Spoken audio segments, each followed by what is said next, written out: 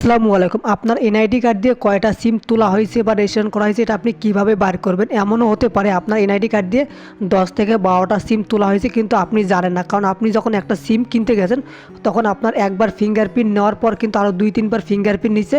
এর মাধ্যমে কিন্তু আরও 2-3টা সিম তোলা হয়েছে কিন্তু আপনি জানেন না।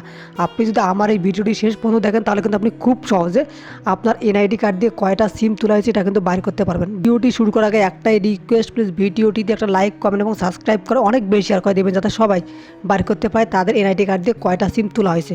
প্রথমে আপনি আপনার ফোনে ডায়াল প্যাডে চলে আসবেন। আসার পর ডায়াল করবেন *16001#।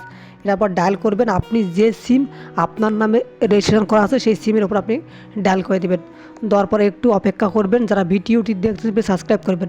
এখানে আপনার যে এনআইডি কার্ড আছে এনআইডি কার্ডের লাস্ট 4টে সংখ্যা আপনি দিবেন। আমি আমার এনআইডি কার্ডের লাস্ট 4টে সংখ্যা দিতেছি 1114। তারপর আপনি এটাকে সেন্ড করে দেবেন। দেওয়ার পরে একটু অপেক্ষা করবেন। এখন আপনি আপনার ফোনের যে এসএমএস আছে বা এসএমএস ইনবক্স আছে আপনি এখানে চলে আসবেন। আসার পর একটু অপেক্ষা করবেন। দেখেন আমাকে কিন্তু সঙ্গে সঙ্গে এসএমএস করছে যে আমার নামে কয়টা সিম আছে। জাস্ট আমি আপনাদেরকে দেখাইতেছি। দেখেন আমার নামে কিন্তু 3টা সিম আছে। দেখেন শেষের সংখ্যাগুলো। তো আমি জানি যে আমার নামে 3টা সিম আছে। আপনি এভাবে সিমগুলোকে বার করতে পারবেন যে আপনার নামে কয়টা সিম রেজিস্ট্রেশন করা আছে। যদি ভিডিওটি ভালো লেগে থাকে তাহলে প্লিজ সাবস্ক্রাইব করে অনেক বেশি শেয়ার করে দেবেন। ধন্যবাদ সবাইকে।